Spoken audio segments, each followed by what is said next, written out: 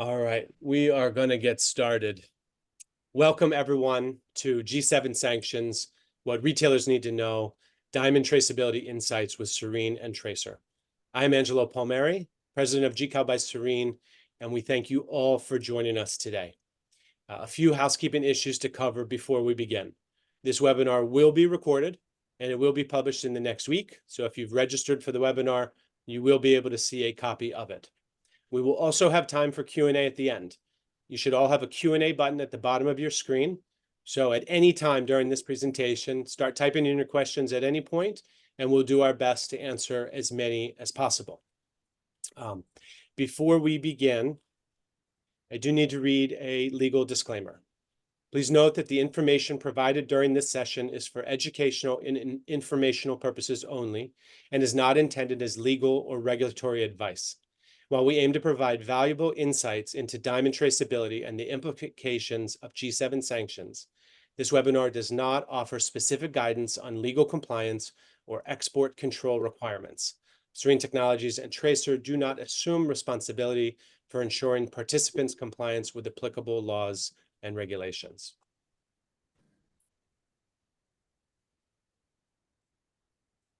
Now, in this session, we're going to take a deep dive into the critical and timely topic of diamond traceability in the context of the recent G7 sanctions. These sanctions have significant implications for the diamond industry, particularly affecting how retailers source and verify the authenticity and ethical provenance of their diamonds. And in this era of heightened consumer awareness, customers increasingly demand transparency and ethical assurances in their purchases. Thus, the significance of this topic extends far beyond regulatory compliance. It is about shaping a sustainable, responsible, and consumer-centric future for the diamond industry. Today, we are privileged to have with us the CEOs of Sarine Technologies and Tracr, who will share their expert insights and discuss how their cutting-edge technologies are shaping the future of diamond traceability. This webinar aims to equip you with the knowledge and tools necessary to navigate the evolving landscape of the diamond industry. I now have the honor of welcoming our panelists. First up, we have Wesley Tucker, CEO of Tracr. Wes, why don't you introduce yourself and Tracr to the audience? Yeah, thanks, Angelo. Thanks very much for the introduction, and thanks everybody for joining. Good morning and afternoon, wherever you are in the world.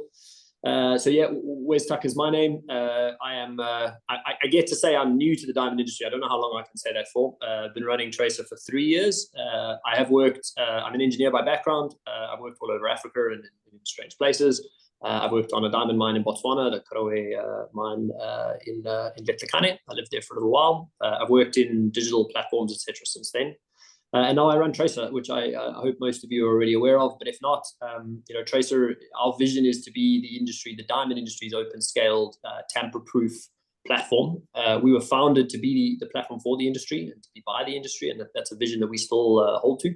And we're on a mission to provide us as a foundational platform to really help build confidence in the natural diamond industry. There is a lot of good that's done in the industry, and we feel like we're a tool to be used to be able to support that. It's more timely now than ever, but we were set up to really support the natural diamond industry in that way. So thanks for having me, and yeah, I think we can get into a lot of the intricacies of how this works, and I can share my perspective on Tracr and the diamond industry, and also in some of the other industries I've worked in doing traceability products. Great. Thank you so much, Wes. David, why don't you take an opportunity to introduce yourself and Sarine Technologies to the audience, please? Thanks, Angelo and Wes, and thank you everyone for joining us this bright morning or afternoon.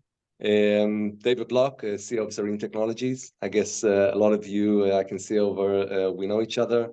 Sarine's been involved in many different technologies over the last 3 decades, spanning throughout the diamond pipeline, from the diamond mines through, of course, diamond manufacturing, which I guess we're known very well for. And in the last several years, we've been expanding into additional areas such as AI diamond grading and traceability. Traceability is a subject we've been working on very closely for the last nearly 5 years or 6 years nearly, long before sanctions were a subject. So we've got a lot of experience on the subject, and we've been working on it for a long time, as Angelo said in the beginning, because there's a need within our industry and at the retail and consumer level to understand where the product comes from. So happy to be here today and hope help you enjoy it. Great. Thank you so much, David. All right, before we explore these traceability solutions, their applications, and the collaboration between Sarine and Tracer, I want to quickly review the current G7 sanctions on Russian diamonds. Obviously, that's why we're here, and it's a very important moment. So as everybody in the audience probably knows, after the invasion of Ukraine in February of 2022, the US and other G7 nations began to implement sanctions on Russian assets and exports, including diamonds. But the sanctions were only in place on the importation of rough diamonds. So if they were cut or transformed in a third country, then they were legally allowed to enter any nation, including those that make up the G7. And because more than 90% of the world's diamonds are cut and polished in non-G7 countries, the sanctions had minimal impact on the flow of Russian origin diamonds. However, just 3 weeks ago, on March 1st, 2024, the G7 nations implemented a far stricter sanctions package that now covers Russian origin diamonds 1 carat or larger and processed in a third country. And so for the G7 audience today, that now means it is a violation of G7 sanctions to import a Russian origin diamond, even if it was cut and polished in India, for example. Now, in the US, importers of diamonds must make a self-declaration that the diamond did not originate in Russia. In other nations, and very important to check with your local regulations, the declarations and documentations required is going to vary. Now, on September 1st, 2024, the G7 has indicated that this ban will expand to include diamonds of half carat or larger, include laboratory-grown diamonds and finished jewelry. And this 6-month period between these dates serves as a sunrise period, during which the G7 Technical Committee plans to implement a comprehensive traceability-based verification mechanism for diamonds. Now, currently, industry guidance such as that from the Jewelers Vigilance Committee advises all businesses to work closely with their suppliers to ensure the ability to segregate goods and provide verifiable assurance that their diamonds are not of Russian origin. And one of the ways your suppliers can provide you with this verifiable assurance is through the use of traceability systems. We're now going to play 2 short videos that introduce the Tracer and Sarine solutions.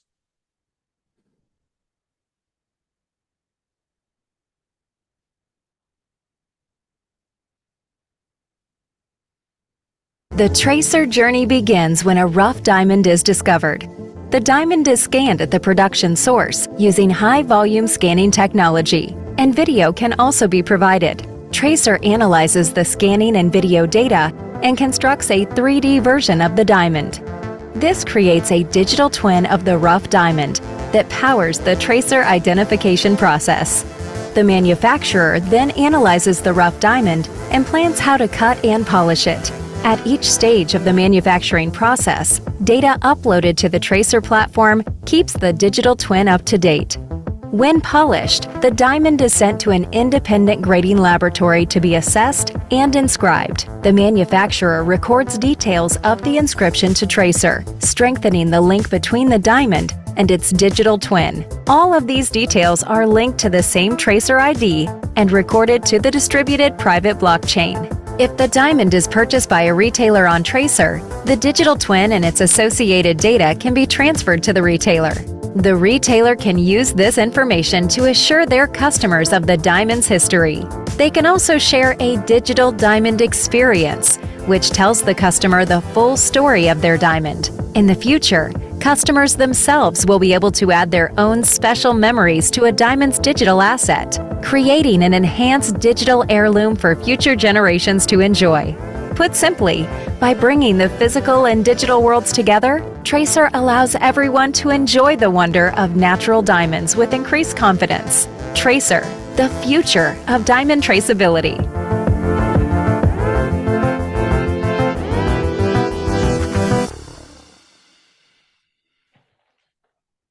The Tracer journey. All right, and now we're going to play a short 1-minute video on the Sarine diamond journey. In its journey from mine to store, a diamond will undergo many changes and will pass through many hands. Sarine diamond journey traceability begins at the mine. All rough stones a given package are scanned by the producer and a unique 3D model is generated.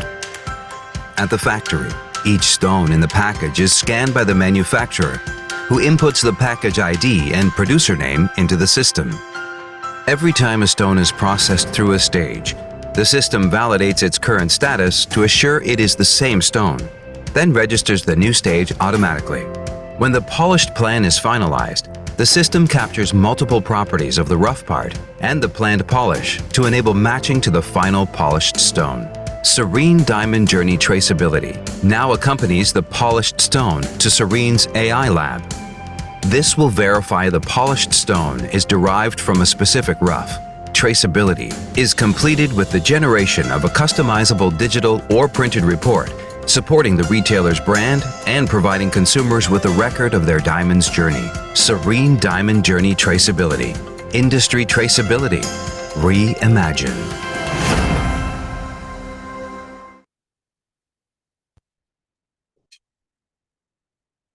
Okay, so let's get into the discussion now, guys. Wes, I'm going to start with you. A lot of the audience has read about the Sarine Tracer collaboration. We read about it last year in October of 2023, and again just 2 weeks ago with a new release. Can you just explain the significance of the collaboration, why you're working together? Just give the audience a little context on this. Yeah, thanks, Angela. It's a great place to start. I mean, especially after you've watched 2 of those videos, and I'm sure you've seen, a huge amount of the similarities between what we're trying to do and the common purpose that's there. When I took over Tracer and I started in this role, there were 2 things that were kind of obvious to me, and a third that I only discovered a little bit later. The first is that there's definitely a need for technology to play a part in traceability in the diamond industry. The diamond industry needs something or many things to help it, build confidence in the natural diamond and to continue into the future. And so I was comfortable with the need. And then the second thing I realized is a collaboration is the only way we're going to get there. We have to all work together with various parts of the value chain, and we all bring our unique sort of parts to play in that. And the third that I realized a little bit later is sometimes the most obvious collaborations are sometimes the most tricky collaborations in terms of how you move them forward. And so it's been a great journey so far, with Sarine to get there. And so when you think about these 2 companies and you think about the broader diamond industry, there's a huge amount that we have in terms of strengths, and how we bring that forward is really important. So, from a tracer perspective, you saw from the video, we have a lot of experience in, the source and where diamonds come from and the origin and scanning those diamonds, etc. Using different technologies to do that.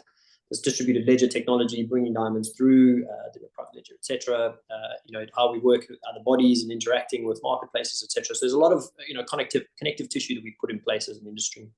And then you think about Sarine, you think about the long history they have in the market with diamond data and actually understanding diamonds and the value that diamonds have and the data that's created. And so kind of bringing these 2 things together in a collaboration just makes the most obvious sense, right? It's a brilliant match. And it's something that I think as we move forward in this, we at Tracer are trying to balance this concept of scale and certainty. It's easy to do one diamond and be, as certain as you can. But the challenge we have is how do we cover all the diamonds, right? And how do we find that balance? And so, I think Sarine is the obvious player that, as an industry player that deals in volume, right? They plan the vast majority of or a huge number of diamonds in the diamond industry.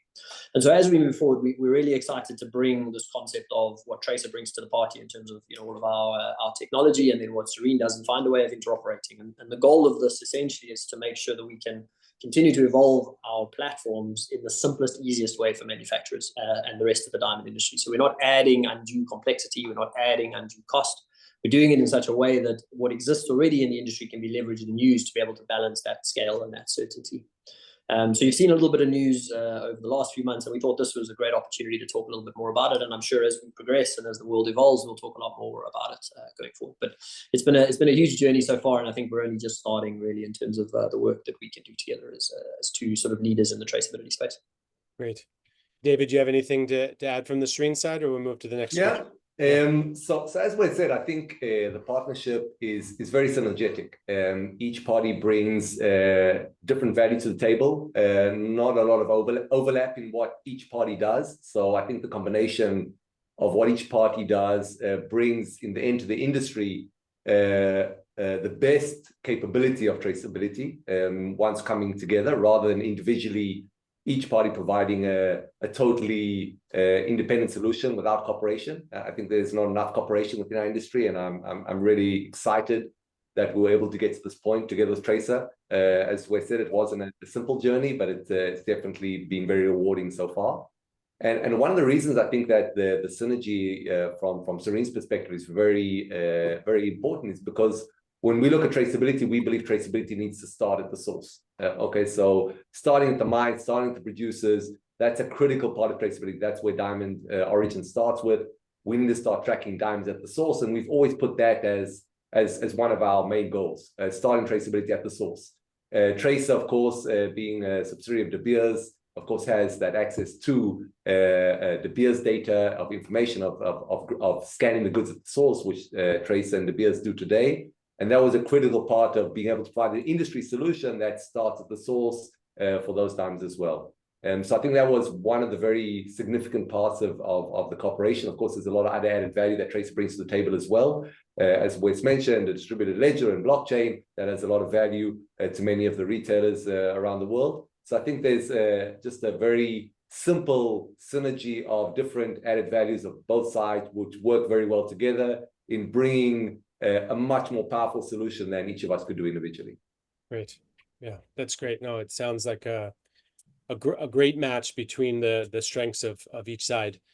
David, as you know, declarations, in some case documentation, are now required for import today across G7 nations. What makes the Sarine solution different? How does it help to support the retail jeweler in today's world? So let's if we go back, not just 1st of March. Yeah. A lot of retailers for the last decade have wanted to know from their suppliers origin of diamonds, and so traceability is not a new subject, and using declarations and paperwork has existed for a long time. One of the core parts of what a traceability solution that we believe is critical for the industry is the robustness of that solution, the ability to be able to have data that is verifiable, not necessarily based on different declarations of different entities along the diamond pipeline. And there are a lot of different change of ownership and hands. The rough diamond turns into a polished diamond sometime by multiple different players. And that process is a very complex process. And to track that using paperwork, or even if it's digitized just in a platform of declarative data, is very difficult. It's not watertight, it can be manipulated. And therefore, the basis for the solution was verifiable data that comes directly from technology. And that was built on the existing pipeline of technology that exists within the pipeline, using Internet of Things. The systems report the data rather than people or paperwork reporting different kinds of declarations. So there's a big difference between declarations, which of course has its place, but there's a better and a much more robust solution utilizing technology that's able to basically take the place of all that manual declarative reporting and turn that into verifiable data. Great.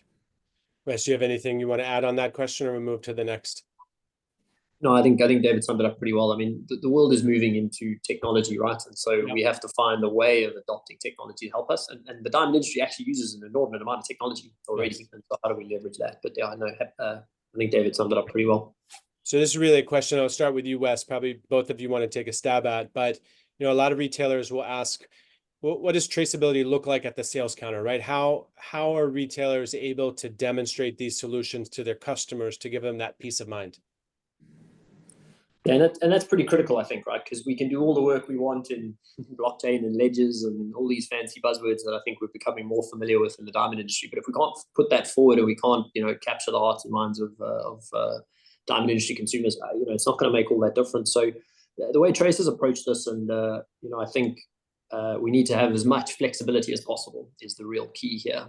There's a richness of information that is gathered, through the value chain, all the way from source through to manufacturing, all the way through. Some excellent about impact and positive and investments that are made, in India and Botswana and South Africa, and some that are, the impact of the diamond, the carbon footprint, etc. And using the technology, using Sarine technology and other technologies to pull that data up is really important. And so we've approached it in a way that says, once we've got all of that data, we've gathered all of that data, how do we provide the most flexible way of doing it and not be the person that tells all the stories. Let the people that know how to tell stories, and integrate as much as possible, which I think comes back to the collaboration point. And so if you're a big brand, you know how to tell a story, you have a brand, but you're looking for certainty, you're looking for comfort that you know where things are coming from, you have the data to back it up, etc. And so you use APIs and you use data connectivity to do that. If you're if you're an online, a strong digital first player, then again, APIs. Don't let us build things for you. Use the APIs, pull the data out, and build it in your own way, and configure it in the way you want to configure it. And then I think lastly, there's a lot of sort of independent retailers, smaller retailers, those that are out there that don't have the infrastructure and the teams to be able to build these things. And so how do we create sort of standardized, layered diamond experiences that people can then sort of draw through? And I think David had a really good one on his video there around the Sarine diamond journey. It's one of the ones I like the most in terms of the richness of storytelling. How do you then present that in a way that's meaningful and can be used at the retailer and the point of sale? And I think the flexibility is key there, because every retail business is different. Every customer experience is slightly different. And I think if we've learned anything in technology, that we can hyper-personalize the way we're working. And so we built from the ground up absolute flexibility in terms of how it works. And I think it starts today in terms of where it comes from, and we'll talk maybe a little bit later about the importance of that. But there's going to be more and more questions coming, right? And we'll talk a little bit more about that later. And so how do we build in that flexibility to be able to narrate that story by the people that know it retail? David, I know you guys have spent a lot of time and resources on making this a rich, highly visual type of story to tell at the sales counter. Maybe just go into some of the different features that retailers can use, even including 3D models of rough and a lot of the innovations you guys have come out with. Yeah, so I totally agree with Wes. In the end, it's the experience to the consumer. It's not just dry tabular data saying this diamond came from X. Sometimes that's enough. But we actually believe in creating and sometimes curating a rich experience for the retailer. Sometimes the retailer has the capabilities, like we said, to do it himself, and then providing the data and let him create that experience. Whereas other times, working together with the retailer to create the experience that fits their brand and tells a story, whether it's the country of origin, how that country does good for the communities, how it takes care of the environment. It's about the experience. As you mentioned, we've got clients that we do special programs. For example, give you an example. 2 diamonds that came from the same rough diamond, a mother and daughter pendant, right? So the bigger diamond came from a bigger diamond that came from the rough, and the small remaining piece that goes to the daughter. Twin earrings coming from the same rough. So there's a lot of commercial stories that you can create around traceability. It's not just about this diamond came from Namibia or Botswana or Canada. So we believe a lot in the enriched story, enabling the retailer to be able to tell that story that fits his brand story. And it's not just about just the dry data. Great. Okay, Wes, I'm coming back to you. This is something that I've read. You hear from people. So obviously, Tracer, I think, has made a point to state that it's an independent company, right? But ultimately wholly owned by De Beers. So what do you say to people who really want to see Tracer as a totally independent company? And I get that question quite a lot, so I'm glad you've asked it in a broader forum. So maybe I don't have to answer it as many times as I answered it in my job. And maybe it's helpful to wind the clock back a little bit to 2017 or 2018 when Tracer was founded. I mean, it was founded as an open company. There was a lot of work done on independence, etc. And I think we learned 2 things. The first is timing matters. It was very early, blockchain, etc. There were other producers that were going to sign up. There were a lot of other players coming through. There was, Swiss Sarine spoken about, some consortiums, and if you look into the broader industry, Walmart, Maersk, these big companies, they've tried and they've failed, right, to do it. It's not an easy thing to do in terms of spinning these things out and making them operate. But then coupled with that, 2017, 2018, very nascent. 2019 was not a good year for the diamond industry. It was quite a challenging year. 2020 was not a good year for anyone. I took over at the beginning of 2021, and it was a tricky time, right, to be able to do that. So, what we've learned is we do still have an ambition to drive as much independence as possible. And we're on that journey. And I'll explain some of the things that we've done because I think it's really important. But what we've realized is we have to do it purposefully and we have to do it over time. And it is helpful. You say, yes, and we are wholly owned by De Beers. Let's be clear. There's no secret there, right? We are wholly owned by De Beers, but that also means that we're funded. And so when times are really difficult and times are tough, which they've been, they've seen us through, and we're here to be able to help the diamond industry. 7 years later, there's not a lot of companies that would be able to survive that. And so I think that's positive. But we do recognize that independence is important. It's very important. And so we're working on that. And what we've done over the last year is one of the most significant things is opening up again. So, we battened down the hatches when I took over and made sure this thing works. So test it out. We have 2 million rough diamonds to play with. There's 250,000 polished. We feel comfortable that this works. Work on the collaborations. I feel like all we do is press releases on people we're working with to try and drive that spirit of collaboration. And I think, there must be something there that these companies are trusting to work with us. We've done our ISO 27701 audits. I audits through my ears last year in terms of how we're working. So we're driving a lot of that sort of as a company, making sure that we are comfortable, that we can bring people in and they can see what's going on.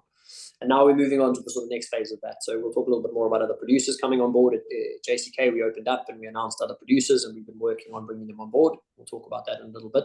But I think there's this careful evolution of Tracer that we will continue to do. And so we're on that journey. And I think what I would say to those people that are asking is, well, then come to us and talk to us about what that looks like for you. Because I think sometimes we oversimplify it to think that it's as simple as saying you're an independent company. You gotta find a way of balancing ownership, balancing governance, balancing decision making, and I think we have all the right infrastructure to do that.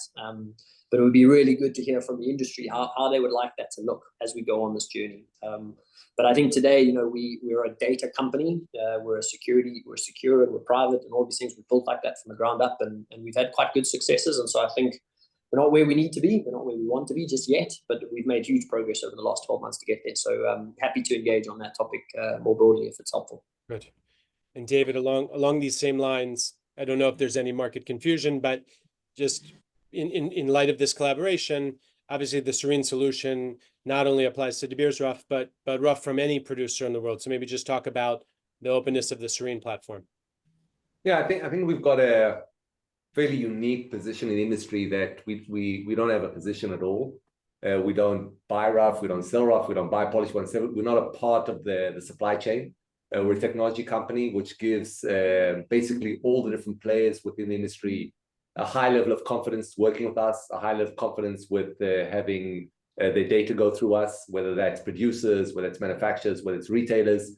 We have to work with everyone on one end. On the other end, we take data protection, data integrity, and these kind of things very, very seriously because of the huge amount of data that goes through us. We, as you mentioned earlier, a large portion of the world's diamonds go through us during manufacturing of 100 million diamonds annually.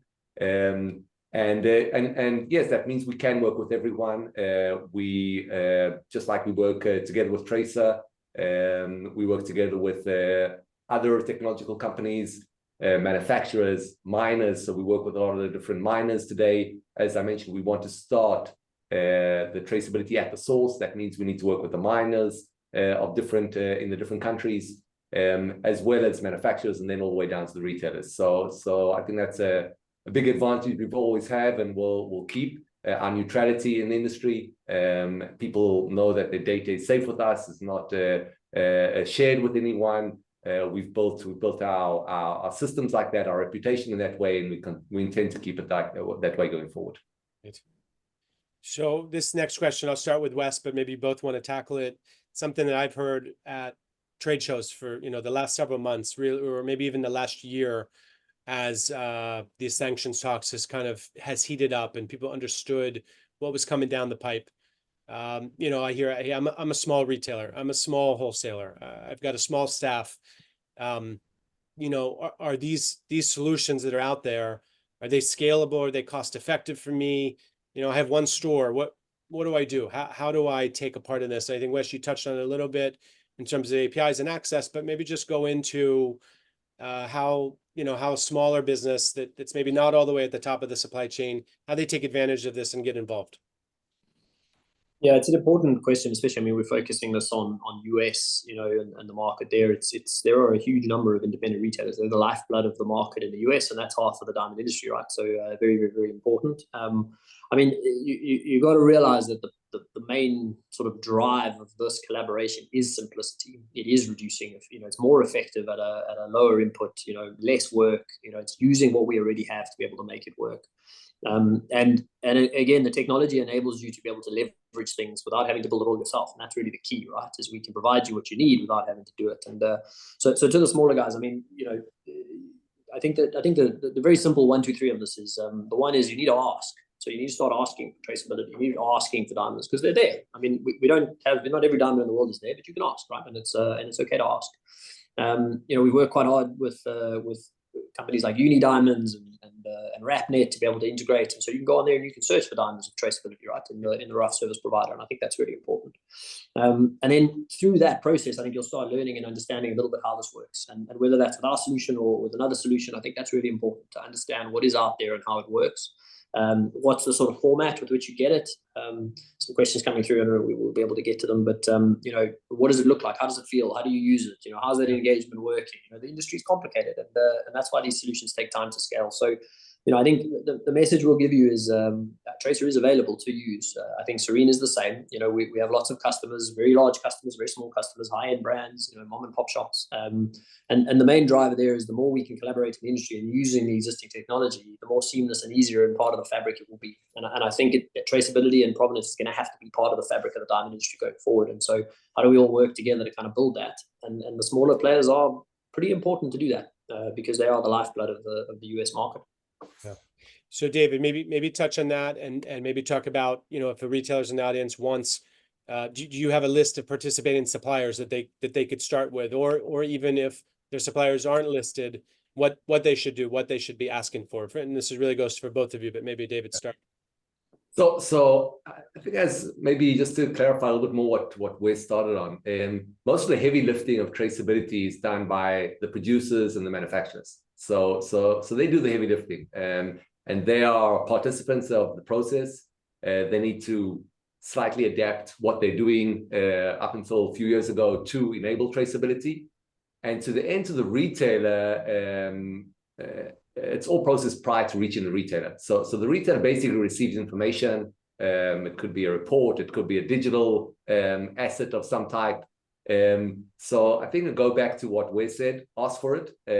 That's what you need to do as a retailer, big, small, talk to your suppliers. If that's something that's important to you, tell them, look, guys, we need this, whether it's because you want to have that experience in the store, whether it's due to other reasons such as sanctions. Tell your supplier that this is what you want, and that trickles back. So there's not a lot that the retailer needs to do other than demand what he wants. And the rest of the pipeline is where we are engaged very heavily with. We work very, very closely with probably all the major manufacturers around the world and a large number of the medium and smaller players of the manufacturers. So we try and include everyone as possible. There's no one too small to engage. And for the retailer, it's basically just ask your supplier, tell them this is what you want, and then that goes back through the pipeline. Great. So you asked about different players already utilizing. So yes. First of all, we have we publish lists of manufacturers and suppliers that are engaged with the program. It's not, of course, an exhaustive list. It's those who want their names published. Sure. But there's a large amount of manufacturers both doing traceability, whether it's through Tracer, through Diamond Journey, Sarine, both. High-end brands, as Wes mentioned, there's a lot of high-end brands. Most high-end brands today actually are already deeply engaged with traceability. They see this as part of their brand promise. So there's a lot of activity on the high-end brands. But as I said, you don't need to be a big company or a big brand to be able to utilize and access traceability. Right. So I think going maybe a little bit deeper on this one, David, you alluded to, and Wes did as well, in terms of the traceability, kind of the process, and really starting at the beginning of the supply chain. I'm not sure how many people in the audience got to see Dr. Shigley's excellent presentation yesterday on diamond origin, but one of the things he talked about was that there is no single technology today that allows us to pick up a polished diamond and say, oh, it came from this source, right? And he gave a great presentation yesterday about that. So understanding that I can't start with a polished diamond and ask you for traceability, understanding that it starts at the beginning. So if I'm a retailer and I want to start planning future potential requirements or future orders for the spring or the summertime. What do I need to do today? What's the length of time typically that if I go ask my supplier that manufacturing cycle, it's going to take time for them to start. So what would you recommend to a retailer who wants to get engaged, but then also have clear expectations of maybe when that inventory could start to become available to them? Maybe Wes. Oh, You want to start, Wes? Yeah, I mean, I'll go and then you can build on it. I mean, I think we've touched on a little bit of it, right? And I totally take the point. I mean, the value chain is it's long, right? It takes time, and there's a lot of stock in the industry, and you know, it's a collective challenge that we need to work towards. And I don't think there's a silver bullet. I think I missed most of the presentation, but I did catch the beginning, and I think that's critical. There is no silver bullet here, right? There's no one solution that solves all of these problems. Let's just be clear. This is complex. That's why it's taken us 7 years to get to where we are, and we're not finished. So there's a lot of work to do. I also think that you know, even if we do find something that is going to be able to do that through whatever technology, is a retailer going to have a machine the size of a car sitting in his you know, sitting there, or they're going to take it at home to do it? You know, it's going to be a while, right? So I think if we're waiting for the silver bullet to come, this magic thing, you're going to be waiting for a while. Yeah. So then the question is, what can you do? And I think we've touched on it in terms of you know, the relationships with suppliers, and starting to have a conversation about provenance. And provenance means not just origin, right? It's the sort of, I use the Wikipedia definition. It's the chronological ownership of something as it moves through. And you know, it's important because then you know where it came from, but you also know that it was manufactured in a compliant factory. You know that it had, and then in the future it'll have, what is the carbon footprint and what are these things? Because people are going to ask, and they're going to keep asking, and they're going to ask more and more and more as we move forward. And so how do we find a way? So, you know, for building stock, for building inventory, you know, there's a huge number of diamonds available already, sure. But I think it's that conversation, because the more we sort of ripple the conversation up and down in terms of availability of stock, the more that we'll start getting used to being able to do this. And there are lots of mechanisms with which you can go and find diamonds with traceability already. I think it's useful for these webinars and the videos that David shared, and a lot of the material he has on his website that explains the process and explains how it works, and the same on Tracer.com. A lot of information about how these things work, not just for us and our platform, but for other platforms. So you can, you know, sort of compare and understand how these things work. So, you know, my guidance and advice would be that it's a relationship that you already have with your supplier, and the vast majority of them already have relationships with either us or David or others. And start having the conversation and start asking, and start doing it now to build up inventory and stock over time. And for us, that tracer ID, the identifier that says it's registered, that's the thing you want to look for. And my suspicion is a lot of your diamonds you already have today already have a tracer ID. You just need to be asking the question. Yeah. I mean, I guess Wes gave a great answer over there. As you said, you know, inventory is building. It's happening as we speak. You know, if I look back several years ago, there were very little traceable diamonds. Today, they're large quantities. That doesn't mean every diamond is traceable.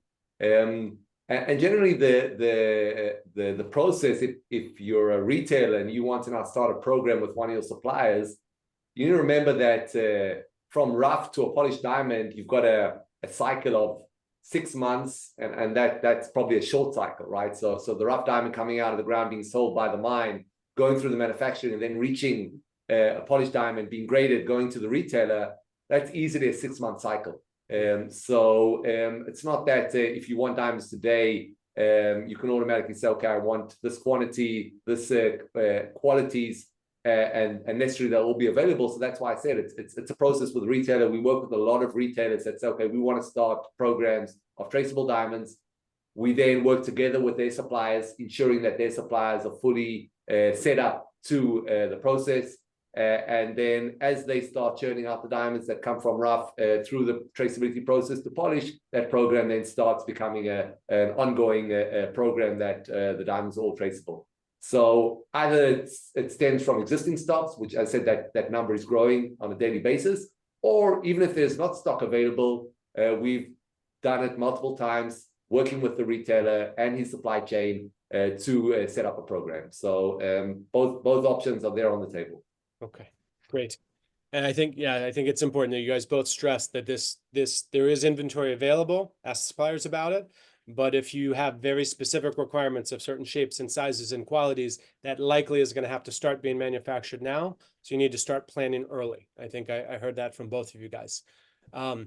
we've got about 2 more questions, and then we're going to start taking audience questions. I do want to talk about cost. Obviously, that's a big concern for everybody. I've heard some people even ask me, is this Sarine tracer solution now going to cost double, right? Am I paying double? Am I going to be able to afford this? Margins on diamonds are already tight. So maybe Wes, if you want to start with that, and David, you could add on, and then I'm going to start perusing some audience questions so we can get to some of our listeners' questions here. No, definitely, Andrew. I mean, I think it's safe to start off, and the idea is not to layer on, right? It's not to pay twice for the same thing. That's why this collaboration is so important, and that's why we need to work together in terms of it. When you get to the end and you want to be able to unlock and use that data in the way you want to use it, whichever format you want to use it, however it's journeyed, let's make that as seamless and easy as possible. So I think in terms of like the actual monetary fee that people will pay, the idea is definitely not to double those things on top of each other. I think we both have commercial models that are in the market and that have been discussed with various suppliers, etc. And the idea is definitely not to double those things up. I would also say that we've got to think about cost in 2 ways: it's sort of the fee paid, but then the work done along the way. And I think that's one thing that we've had long conversations about with the manufacturers in the industry. Is it's all good and well, but if we add a lot of additional work on top of this, on top of the manufacturers, that's work they have to do. As people, they have to do it, they have to pay for it, etc. And our investment is in things like APIs. So your ERP talks directly to Tracer. Our investment and working with Sarine is that the machines you're already using that creates all the data we need for traceability are used already. So it's you plan your diamonds on a machine. By all means, whatever machine that uses, let's use that data. So I think it's reducing cost on that instance and definitely not doubling it up at the top. And then I think I mentioned it before around independence, right? But like we have to run and operate these things. And so there needs to be a way of paying for this journey along the way. But we do believe that technology is the way to make it easier and simpler and being able to get net benefit, which is what we're aiming for. So to give a little bit of comfort to those in the room that think that this is now going to double and triple and exponentially increase, that's definitely not the intention. David, sorry, I feel like I went first there, so I got to capture all the good ones, but I don't know if there's anything to add on that one. Well, yeah, you did. But actually, I'll connect with the question asked to one of the questions that came from the audience from some anonymous attendee that asked, how do Tracer and Sarine technologies integrate with existing supply chain processes? Can you address concerns regarding potential delays or inefficiencies? So the whole idea of our cooperation is to integrate into existing processes, whether it is technologies of Sarine that exist in the pipeline, processes that are already being implemented for part of the manufacturing, whether it's diamonds being scanned by De Beers and uploaded to Tracer in any case. So it's based on existing supply chain processes. We're not adding anything significant. And therefore, once it's based on existing processes, it doesn't create any delays or inefficiencies in the industry. It's actually, that's the whole idea of both our solution as well as the cooperation, that we create a process that utilizes existing industry processes. The diamond doesn't need to be sent out to a lab to be checked or graded for traceability, let's call it.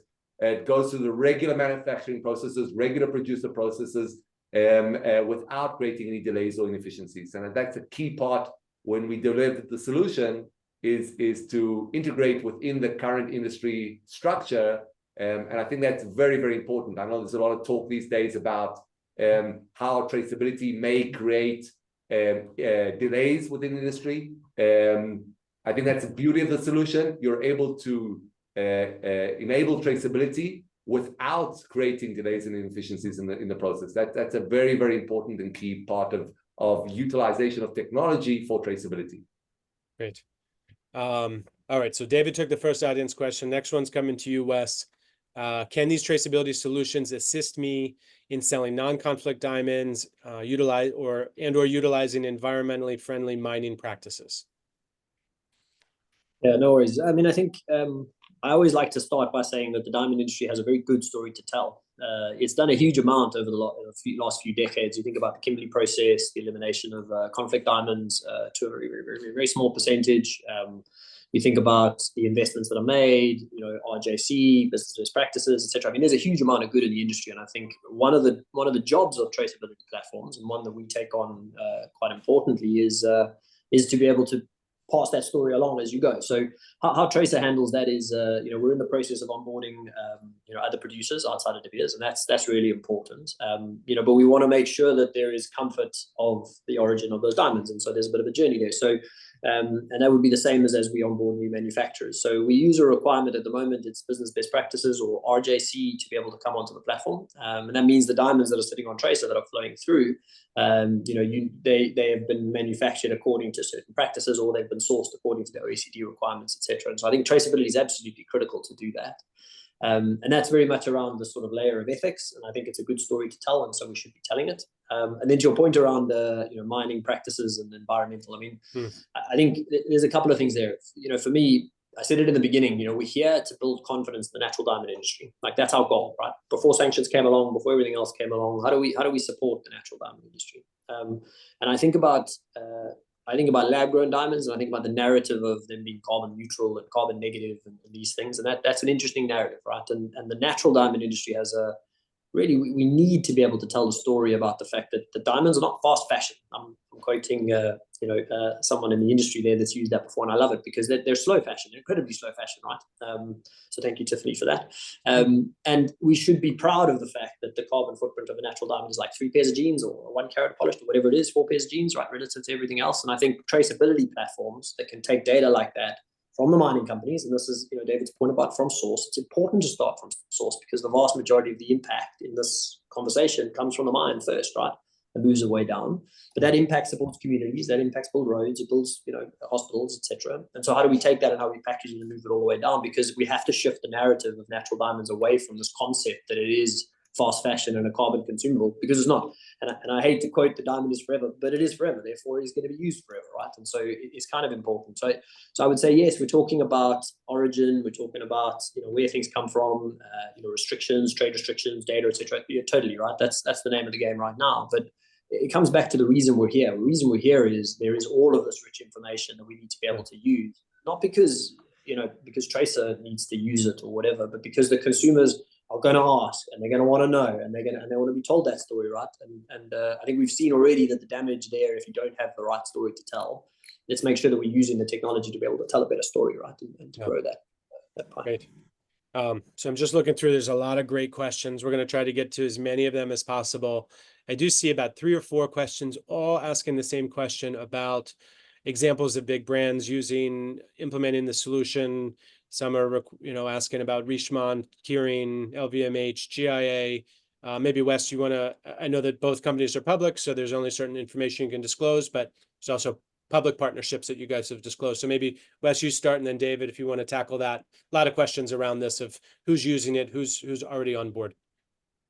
Yeah, I mean, I can start, and then I think David already mentioned it in terms of some of the brands, etc. I mean, the first thing is we're a trust platform, and so where companies don't want us to talk about it, we're not going to talk about it. Sure. It really is as simple as that. There are on our website, there's a list of suppliers, and again, those are the ones that are happy to have their logo on the website. But you can ask your supplier or any of your peers. There are some that are public. So GI, as an example, we put a press release out last year. We're working with them to collaborate with them. We're working with many laboratories, right? Not just the GIA. We think it's important that, kind of like this conversation, right? Where data is created, let the person that created, the company that created the data be the ones that put the data on the ledger. That's really, really, really important, right? Otherwise, we're losing a lot of the benefit. And so we're working really hard on that. Also, the ability to use data on the platform in different ways. And then in terms of the brands, I think the way you got to look at it is they use traceability to protect their brand. They really do a huge amount of work in that, and they want more information and they want these sorts of things, and so they're gonna use different technologies and different approaches. Sure. We can't obviously talk about those that we work with, but I can tell you that this is a trend, right? This is not something that's going away. I would say when I joined, 15%, 12% of random consumers in the US asked. And I would say those that are buying from large brands don't ask because they trust the brand, but then the brand needs to protect itself. That's now 20%, and I think it's just going to keep moving, right? And it'll start with origin, it'll then be carbon, it'll be water, it'll be ethical practices, etc. So it's definitely going to grow. So no, those on our website and those that we've made press releases about are public. But yeah, there's some that we just can't talk about, unfortunately. I don't know, David, I'm sure you feel the same way. And naturally, we can only talk about anything that's public. What I can say is that the very large majority of high-end brands have traceability very much on their things that they're doing. It's part of their brand promise. Some of them will take the traceability all the way down to the consumer and make it the information public as part of what they provide the consumer. Just a public example, we work with some of the Kering Group brands, and they actually make that information public through a digital kind of report. Many of the brands, it's behind the scenes. It's for them to know their supply chain very well and know where the goods are coming from. So definitely the high-end brands are very, very deeply involved in traceability. I don't see them without any regards to what's going on with sanctions. So that's something that they've been, working on for years, and ensuring that they really understand where the origins. And again, it's not only of diamonds. It's the gold, it's the silver, it's the platinum, it's the gemstones, it's the leather for the bags. It's everything. Definitely the brands are deeply involved in traceability. And again, I agree with Wes. We can only talk about what's public, and most of the things are not public. And David, just on that, there was another question related to this. Do brands need to have their own proprietary tool to provide the story and data to their consumers, or do you provide a specific app linked to your platform? And maybe you want to start, and Wes can chime in on the Tracer side. Yeah, basically the option is to the retailer. We're here to provide the data and the information that the retailer needs. Many of the retailers, especially the bigger brands, the high-end brands, they have a lot of the time their own platforms. We work closely with the Aura platform, which is a platform for the high-end brands that they have their own private platform for data about their products. So it's basically up to the retailer in the end. We can provide information on their own platform. We can provide an end-to-end solution with a deliverable that could be a physical report, that could be a digital report, that could be information that goes to the ERP system. So the way that the information is delivered to the retailer is very much dependent on the retailer. For the smaller players, of course, we need to give them a complete end-to-end solution. They don't have the ability to create their own solutions, and that we do as well. So it's very dependent on the retailer itself, how they work with the traceability data. Great. Wes, you want to add to that? I think David summed up really well. It's that flexibility point, right? Is how do we make sure it's we continue to build solutions that are as flexible as possible? Because my view is there's a huge amount of space for innovating in this area, and the more we provide data, and it comes back to the rich data that comes off of the Sarine machines is really useful, right? And how do we allow people to use that rich data to tell different stories in different ways, and the way that fits their consumer? And so there are standard ways of getting it, there are API ways of getting it, and then as David said, open ways to create your own way of doing things. Yeah. And every customer is a little bit different in terms of how it works. Cool. Okay, David, next question is for you. Do you believe G7 or KP will impose a unique traceability solution, or will there always be room for collaboration and multiple solutions to coexist? So I don't want to talk for the G7 or KP. I leave them to represent themselves. And they have said in their announcements that they're looking to implement a traceability mechanism. I think the seminar or webinar itself is a proof of collaboration. I think there needs to be wide collaboration within the industry.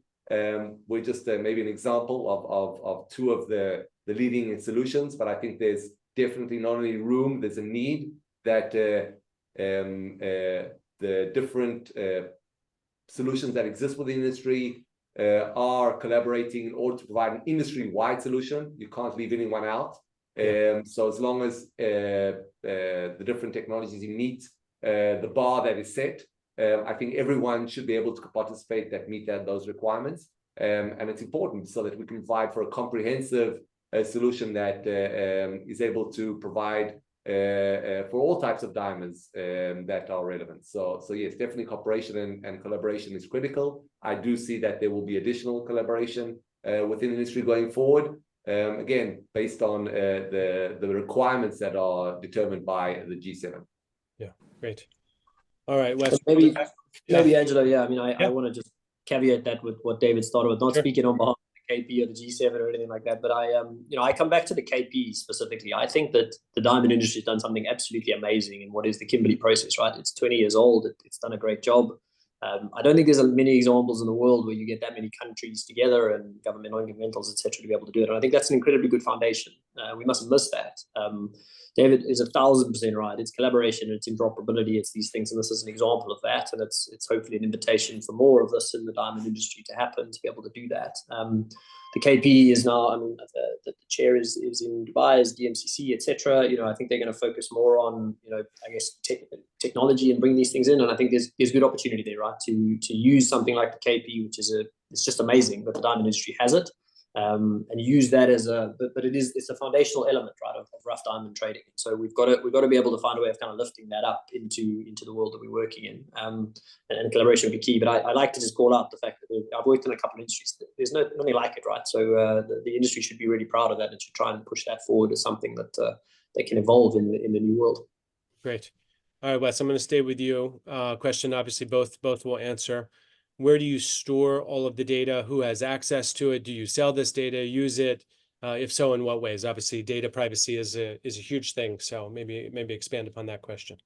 Yeah, 100%. I like this question. I mean it's well phrased. So I always talk about Facebook or Instagram or WhatsApp, right? But actually, to be fair, that's all Facebook companies, but you can pick them. And there's a difference between security and privacy. Okay. So security tells me that I can log in and I have, you know, access control and all these things, and that no sort of external aggressor can come in and do that. And, you know, we're built in the cloud and AWS, so we have a lot of good security, right?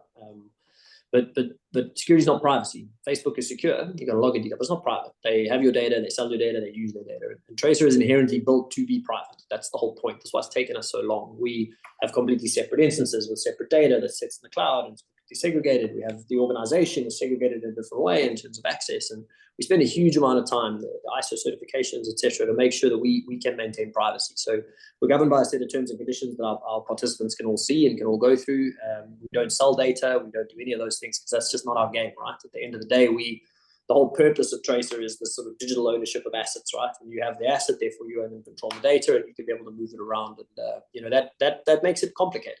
You can spin up a website tomorrow, and maybe this is a good opportunity to talk about, you know, the benefits of blockchain and all these different things in terms of distribution and the way we kind of work. But you know, you as a retailer that are looking into these solutions and public ledgers and all these different things, is, you know, where is your data and how is your data being used? And we should be having that conversation anyway, right, in our personal lives and in our business life. But our solution is built in that way. We're not here to sell data. We're here to enable you to sell diamonds, and use the data that we gather along the value chain to be able to do that. Great. David, you want to just touch on where Sarine? Very similar, maybe just two points. So first of all, anyone providing us data decide to provide us that data. So the control is fully in their hands. It's not something that we have data and we now decide what to do with it. Second, even that once they decide to provide that data, again, through our systems, it's not a declaration, it's data that comes directly from our technologies, but they still need to decide that data can be transferred to Sarine. The second point is that there is a very clear definition, contractually, by the way, with the different players that work with our technologies of what we can do with that data. And that's a very clear, well-defined definition. So it's for traceability, nothing beyond that. So we don't sell data, we don't use it for anything that we don't have explicit permission from our clients to use it for. Great. So we're about at the hour mark, although our panelists have agreed to stick with us for a few more minutes. So we do have a lot of questions coming in. I'm going to ask you guys just a couple more questions. So we talked about the data storage. This is a great question because it's something that I hear about all the time from retailers, manufacturers. Maybe David, we'll start with you. How difficult will it be to obtain traceable melee? And how far off is it likely to be fairly available? And maybe both of you guys can speak to that.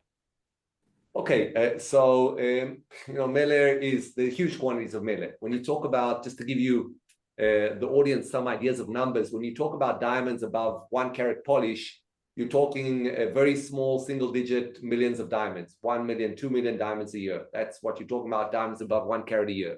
When you talk about melee and stars, you're talking hundreds of millions, right? So the quantities are huge and dramatic. And to be very honest, the only real demand we've actually heard from the industry for traceability for melee comes from the high-end brands. I don't think it's a relevant segment for the mainstream industry, at least not at this point. Again, maybe in a few years' time, I may say something different. But I think at this point in time, the only segment of the industry that really cares about traceability for the smaller diamonds is the high-end brands. We have been dealing with the subject and working on it for quite a bit. Actually doing pilots and experiments on melee goods, slightly different system and setup with as compared to the larger diamonds. It needs to be much more scalable. There are a lot of different processes for smaller diamonds, how they're manufactured. They're manufactured in parcels at the end of the process rather than single diamonds. They don't go for grading and so on and so forth. So there are a lot of different differences between how you would track melee goods. But I think it's still fairly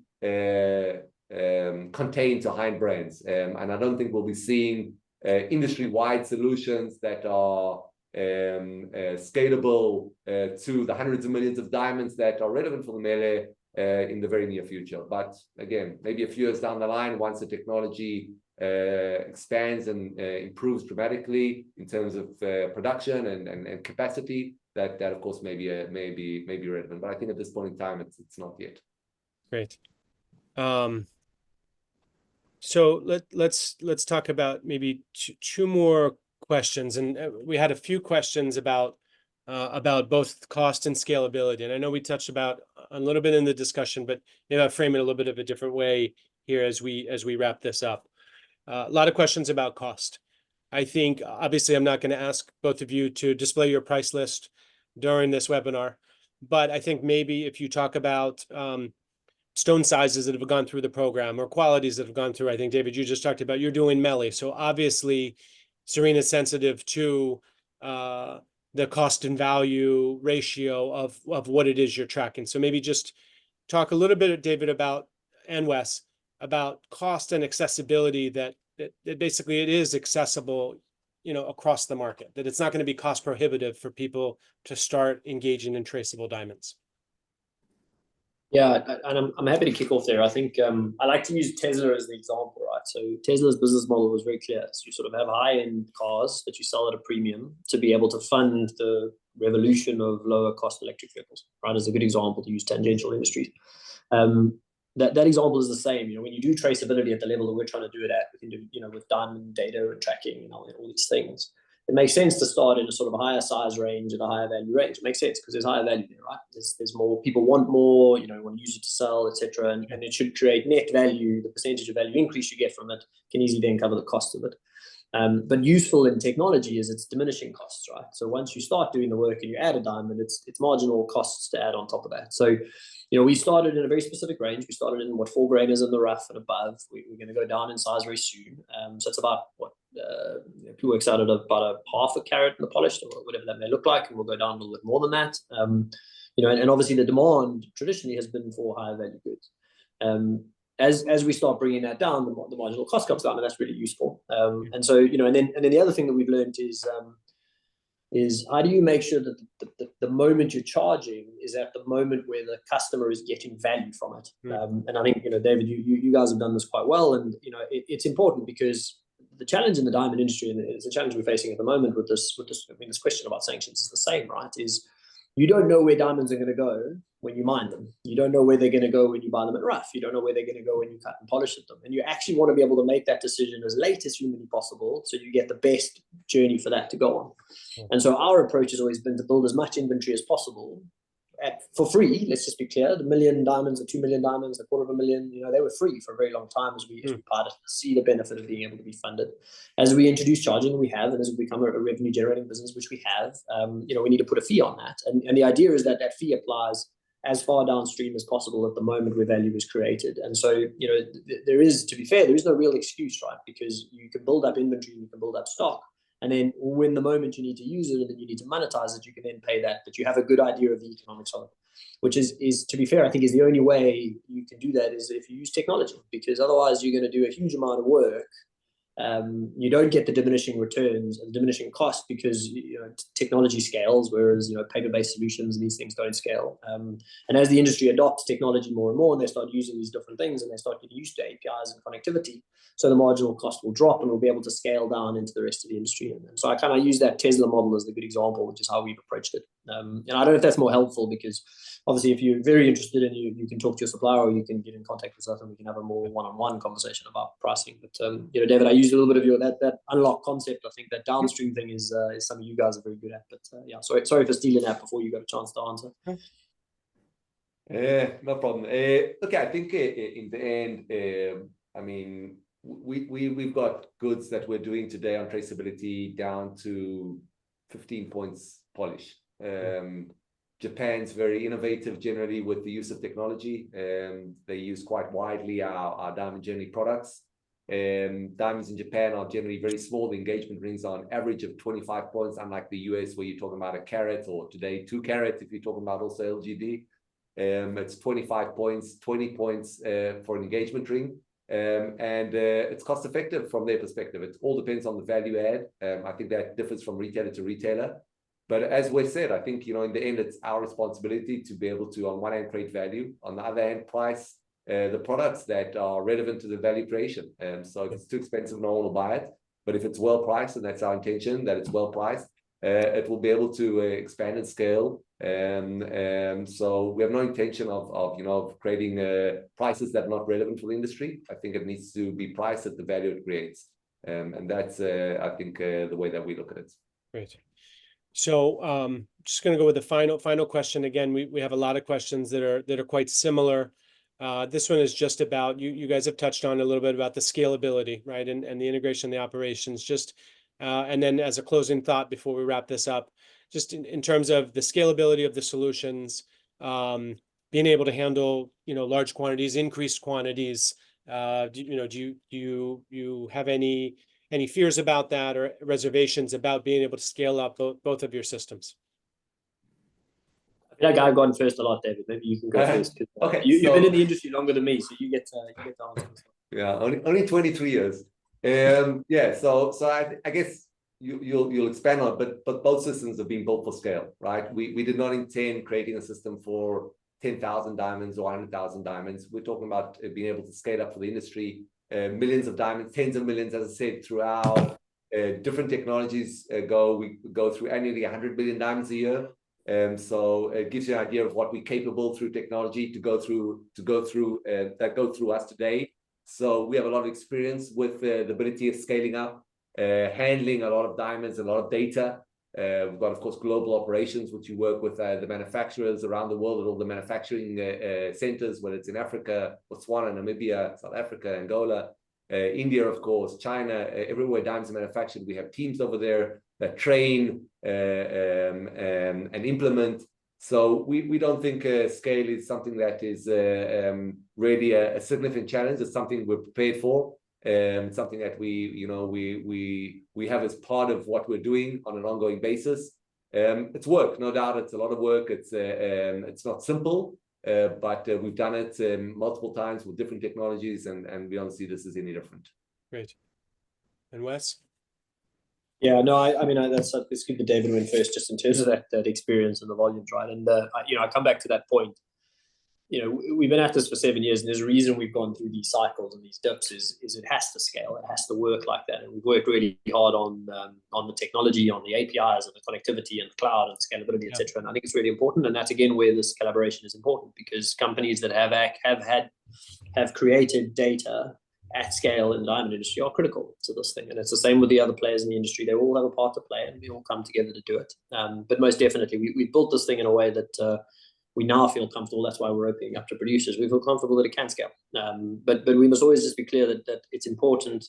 We say scale, and we say scale because we want to keep certainty as we go, rather than just saying scale as in here's an Excel spreadsheet, throw all your diamonds in there and we can move on. Our job is to balance that and to work with you to balance that, right? So I'm comfortable on the scale front, and I'm comfortable we're sitting in the right spot here in terms of scale and certainty, which is the game that we all have to play. It's not something that's unique to us, right? Great. Well, guys, I can't thank you enough for spending this last hour and change with us. I hope that the audience learned a lot from today's presentation. On the screen here, you've got the contact information or contact pages on each of the websites. I'm sure many of you in the audience know Wes, know David, know how to reach them. You can reach out to us, and we can put you in touch with them as well. But again, I want to thank Wes and David for your time today. Obviously, want to thank the audience for joining us today. And if there's anything that any of us can do to assist you in this journey, please do not hesitate to reach out. Thank you again, and hope to see you all soon. Thank you, guys. Maybe just to add, I know there are a lot of questions that people asked that we didn't manage to get to. Never seen a webinar with so many questions. And so again, if there are any questions that you would like to approach and get an answer directly, reach out to Angelo. He can provide Wes and I's emails if you don't have it, and we'll be happy to follow up and answer the questions. Great. Thank you, everyone. 100%. Thank you, everyone, for the time. Thank I really you, guys. appreciate it. Take care. Thank you, Angelo. Thanks, Bye-bye. David. Thanks, Angelo. Thanks, Wes.